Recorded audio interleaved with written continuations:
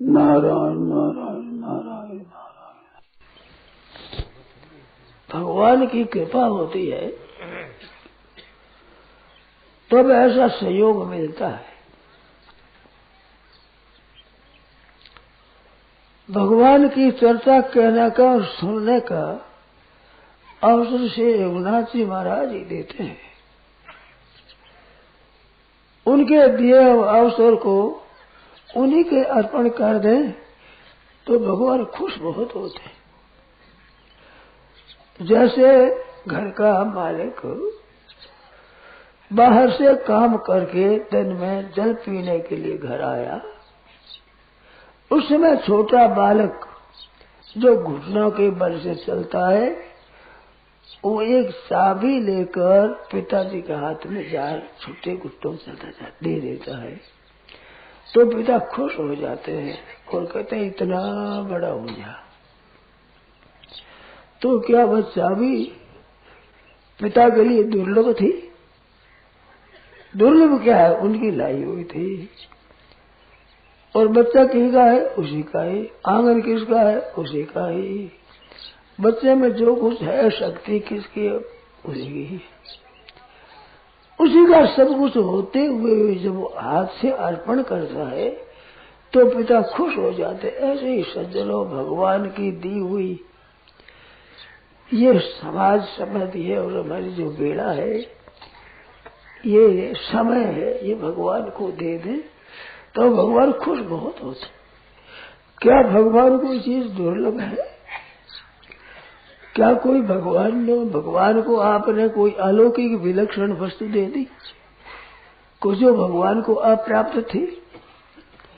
तो अप्राप्त के प्राप्त होने में जो खुशी होती है वो उसकी होती है जो अभावग्रस्त होते हैं।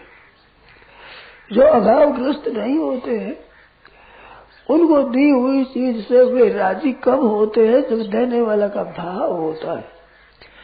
भगवान को सब कुछ प्राप्त है परंतु भक्त का भाव अप्राप्त है। वो अप्राप्त को प्राप्त करके बड़े खुश होते हैं जब उसका भाव देखते हैं। यद्यपि वो भगवान का है, वो भी दिया हुआ भगवान का ही है। वो भाव भी बालक का खुद का नहीं, जैसे भगत का खुद का नहीं है, परंतु एक उसकी श्रेष्ठता है, उसकी सन्मुखता है। उसी सन्मुखता से भगवान खुश हो जाते हैं। ऐसे ही सज्जनों ये सच्चे जो अवार का अवसर है ये उन्हीं का दिया हुआ है, उन्हीं का ही किया हुआ है, उन्हीं का ही कराया हुआ है। इसमें किसी का कोई मनुष्य के हाथ हो ऐसी बात नहीं है। ऐसे किसी के वश में आ जाए तो वो अभिमान हो सकता है, परंतु ये बनता है अवसर भगवान की कृपा से। और भगवान की कृपा से भगवान का बनाया हुआ दिया हुआ ये अवसर आता है। तो ऐसा अवसर प्राप्त हो जाए तो वो अवसर सबका सब भगवान का अर्पण कर दे। भाव है भाव भगवान का अर्पण कर दे, पाठ है पाठ भगवान का अर्पण कर दे और सब अर्पण करना अपने आप को भगवान का अर्पण कर दे। अपना न मन है, न बुद्धि है, न इंद्रिया है, न प्राण है, न शरीर है, न स्वयं है, वो सब का सब भगवान का ही है। इसमें जोर क्या है? कितनी सरल सीधी स्वतः सिद्ध बात है। भगवान बड़े खुश हो जाते हैं। भगवान वो सब दी हुई चीज ही भगवान फिर भगत को लौटा देते हैं और भगत का सब भी है ही नहीं, मैं ही आपका हूं। ये जो परस्पर आनंद है इसमें जैसा सुख है, जैसा आनंद है, जैसी शांति है, जितनी प्रसन्नता है, जो महिमा है, जो बड़प्पन है वो तत्व ज्ञान में भी नहीं है। ऐसी विलक्षण बात है, ऐसी अलौकिक बात है, विचित्र बात है। वो अवसर सज्जनों अपने को प्राप्त हो गया है। यह भी कोई अपनी बुद्धि से, अपने बल से, अपनी योग्यता से, अपने पुरुषार्थ से नहीं है। ये प्राप्ति उसी कृपा में है। तो उसी की कृपा देख देकर प्रसन्न होना चाहिए और बड़ी प्रसन्नता रहे आनंद से पाठ करना चाहिए। पाठ ये तीसरे विश्राम का चल रहा है। आज ही कोई आए हो और चाहे भी हम तो 2 विश्राम बाकी रह गए तो अपने एकांत में दोनों विश्रामों का पाठ कर ले और इससे बड़ा साथे हो जाए तो दुआ का पाठ में भी कर ले अपना। कोई ऐसे ही हुए किसी का आवश्यक काम हो गया जाना पड़े तो अपना पाठ किया उतना पाठ वहां अपना कर ले घर पर। 9 दिनों के यज्ञ में सम्मिलित हो जाए। एक महान यज्ञ है ये। अपने मन से वही नवा पाठ सब पूरा कर ले, कोई भी कमी न रखे। दिन में हमारे पाठ करते हुए कुछ सोपाइयां छूट जाए ऐसा विचार हो तो अपने आसन पर जाकर के वहां से अपना नवा पाठ आज पे कर ले। अधिक से अधिकम फलम, क्योंकि भगवान की कृपा से दिया हुआ अवसर ये मामूली नहीं होता है। ये जानते हैं भगवान के भगत ही, और को पता नहीं है हम क्या कर रहे हैं, कहाँ है, कैसे है, इन बातों का भी हमें तो ज्ञान नहीं है। परंतु न होते हुए ये मानना ही पड़ता है कि भगवान की कृपा से हुआ है। नहीं तो बल से कोई प्राप्त कर सकता है क्या? ऐसी भगवान से कई कृपा से प्राप्ति हुई है। बेला है, ये समय है, एक परिस्थिति है, तो इससे खुश होते हुए भगवान में लगे रहे। पाठ के समय तो पाठ ही करे, पाठ के समय के सिवाय और समय मौन रहे, भगवान के नाम का जप करते रहे। राम राम राम राम राम राम राम राम राम राम, सीताराम सीताराम सीताराम, राधे श्याम, जिनके 2 इष्ट है वो करता रहे राम राम राम। सीधी सीधी बात है। तो एक 9 दिनों का बड़ा भारी एक अनुष्ठान हो जाए ये ऐसे, और मन में प्रसन्नता रखे और कृपा के ऊपर भरोसा विश्वास रखे कि कृपा से मिलता है। ब्रह्मा जी महाराज कहते हैं 10वें अध्याय के पूर्वार्ध 14वें अध्याय में, तत्ते अनुकंपा सुसवेक्षमाणो भुंजान एवात्म कृतम विपाकम हेद्वाक वपुर्भिर्विदधन नमस्ते जीवे तेजो मुक्ति पदे सदाय भाग। तत्ते अनुकंपा सुसवेक्ष, आपकी कृपा को देखता रहे, आपकी कृपा की तरफ ही दृष्टि है, वो कृपा कर रही, सब कृपा कर रही है। सज्जनों, कृपा बहुत विलक्षण होती है। उसमें भी कई सज्जनों ने ये कृपा है, दया है, अनुकंपा है, अनुग्रह है, ये कई नाम है इसके, ऐसे आया है। इसका एक अर्थ ही माना है, अलग अलग अर्थ है। शब्द है, वो प्रत्येक शब्द अपना अर्थ अलग रखता है। शब्द का अर्थ अलग होता है, तत्व एक ही होता है सबका, परंतु जैसे विष्णु सहस्त्र नाम है, 1000 नाम है, तो 1000 नामक विष्णु एक ही वाच्य हुए उसके, तो होते हुए भी भगवान की लीला को लेकर के दूसरे जो नाम है वो विलक्षण है। यानी नामानि गौणानि विख्यातानि महात्मतः सपरिचितानि चारिचाक्षर केशव, ऐसा आता है। तो एक बार की बात में गया थे उत्सव में, वहां पूछा कि यानी नामानि गौणानि, तो ये गौण नाम है तो मुख्य नाम कौन से है? ये सब यानी नामानि गौणानि विख्यातानि महात्मना। मैंने कहा ये ना गौण नहीं है, ये गुण से उत्पन्न होने वाले गुणों के सहित नाम है। श्याम सुंदर है, राधा वल्लभ है, मोर पखवाले है, बंशी वाले है, ये जो नाम है गुण नहीं, गुणों को लेकर, रूप को लेकर, उनके सामर्थ्य को लेकर, उसके श्रृंगार को लेकर, उसकी सामग्री को लेकर ये नाम है। सब गुणों को लेकर नाम है। तो ऐसे भगवान के नाम होते हैं पर्यायवाचक, उनमें भी विलक्षणता होती है। तो भगवान की लीला के कहने में विलक्षणता होती है। एक ही आदमी वही नाम कहता रहे, विलक्षण गीता कहता रहे, रामायण कहता रहे, सत्संग की बात कहता रहे, पर कहते कहते उसमें विलक्षणता होती है। वो हर एक आदमी नहीं समझ सकता, वो समझने वाले ही समझते हैं। ऐसी कुछ विचित्रता है भगवान की, वो ऐसी कृपा होती है जीवों पर, जो भगवान महान कृपा करते हैं और करते ही रहते हैं। मेरे तो कभी कभी आश्चर्य आया था, और आता भी है, भी पहले बहुत ज्यादा आता था। कि क्या बात है, ये भगवान की गुण कथा सुनते हुए अघाते ही नहीं, कहते हुए थकते ही नहीं। मेरे काम पर है सत्संग सुनने का, तो शेर जी कहते ही रहते, कोई बात है, कोई थकते ही नहीं, कोई तृप्ति करते ही नहीं, और सुनने वाले भी सुनते ही रहते हैं।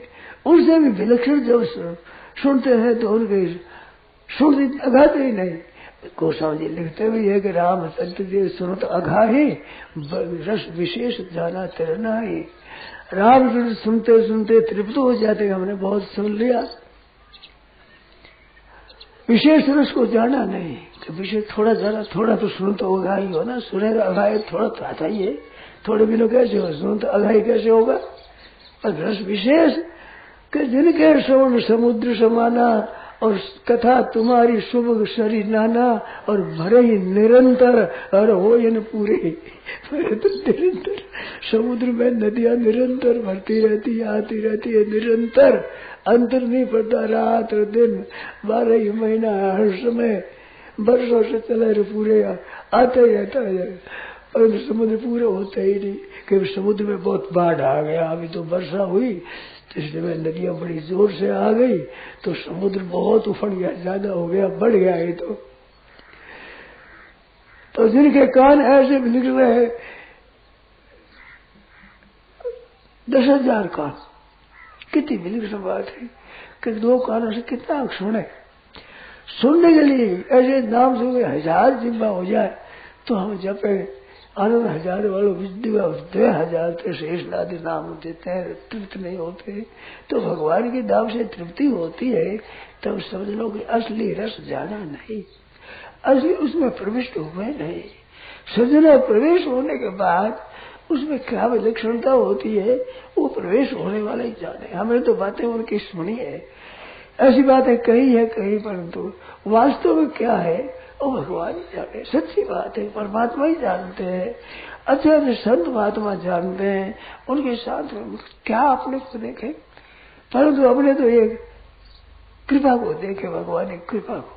तो कृपा का एक अर्थ है, उसमें दया का एक अर्थ है, अनुग्रह का एक अर्थ है, ऐसे विलक्षण अर्थ है। भगवत कृपा का निकला उस समय कई बातें आई सामने।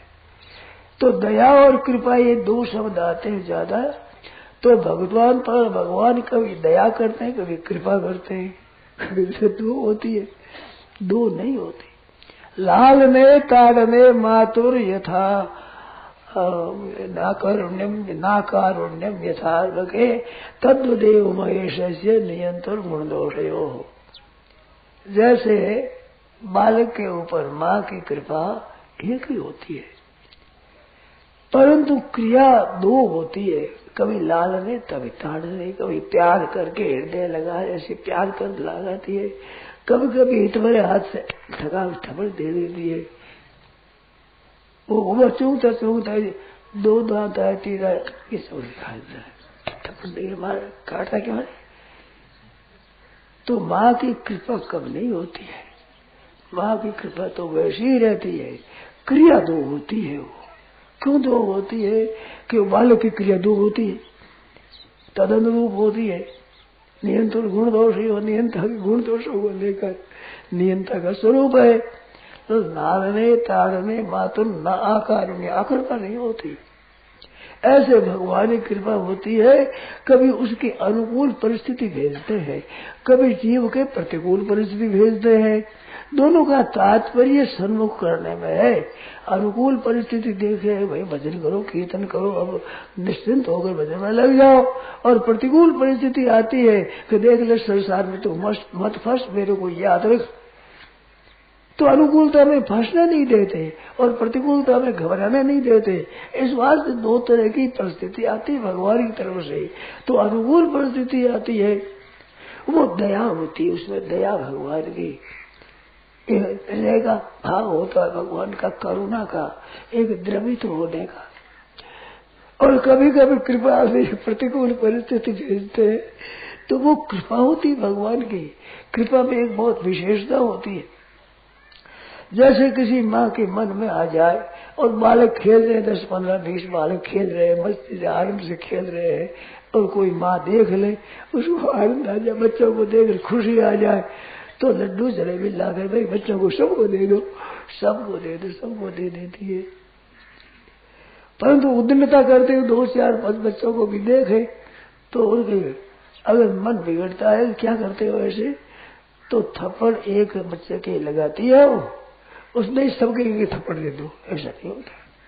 तो दया तो संपूर्ण पर करते हैं कृपा, दया, परंतु कृपा तो कभी कभी अपने खास निजी पर करते हैं। जब अपने प्रतिकूल परिस्थिति आवे, उसमें समझना चाहिए भगवान की मेरी तरफ दृष्टि अब विशेषता से गई है। क्योंकि सामान्य कृपा तो लड्डू सबको देते हैं, सबको देती है, सामान्य रीति है वो तो, परंतु कभी विशेषता से कृपा होती है, तब भगवान ने विशेष कृपा कर मेरे की तरफ देखा है, मेरा सुधार के लिए विशेष अनुग्रह किया है। ऐसे समझ सज्जनों को खूब आनंद होना चाहिए। प्रतिकूल परिस्थिति में भी भी नहीं, ही देखना चाहिए। प्रतिकूल परिस्थिति में ही विशेष है, ऐसे भगवान की ही भी है ही नहीं, सब में ऐसी कृपा है। पर अनुकूलता में जो कृपा है वो दया कहलाती है, और प्रतिकूलता में दया होती है वो कृपा कहलाती है। कृपा सामर्थ्य धातु से बनता है। तो सामर्थ्य क्या है कि वो प्रतिकूल परिस्थिति में मनुष्य समर्थ बनता है, सहनशील बनता है। प्राय संतों में ऐसे हुए संत जिनके मन में जिनके सामने परिस्थिति प्रतिकूल आई है और भगवान तरफ लगे हैं। ऐसे भक्त थोड़े होते हैं जो अनुकूलता में भी महाराज अम्बरीश की तरह राजनीति सब भाई में होते ही भगवान की तरफ लगे हुए रहते हैं। परंतु विशेषकर कृपा वो होती है जिनमें हर एक जीव को कहीं से कहीं भगवान खींच करके अपनी तरफ ले लेते हैं, वो भगवान की कृपा होती है। तो प्रतिकूलता में कृपा बहुत ज्यादा होती है। मनुष्य घबरा जाता है और अपने ज्ञान को खो देता है, अपने मौके को नष्ट कर देता है, मौके का सदुपयोग नहीं करता। अरे हमारे मन की बात नहीं हुई और प्रभु के मन की बात हुई है, तो दोनों के मन की बात में प्रभु के मन की बात होनी चाहिए। हमारे मन की बात, हमारे मन की बात होने पर तो पशु पक्षी राजी सिंह सांप आदि क्रूर जंतु भी राजी हो जाते हैं और साधारण जंतु वे भी राजी हो जाते हैं। परंतु प्रतिकूल परिस्थिति में सब घबरा जाते हैं। तो घबरा जाने का कारण क्या? भगवान की कृपा की तरफ दृष्टि नहीं है, आस्तिक दृष्टि नहीं है, धर्म की दृष्टि नहीं है, उसमें ख्याल ही नहीं है उनका।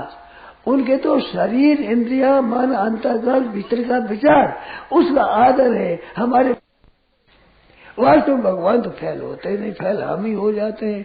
तो अपने को ऐसा चाहिए कि हमारे मनमानी नहीं होती है, वो प्रभु की मनमानी होती है।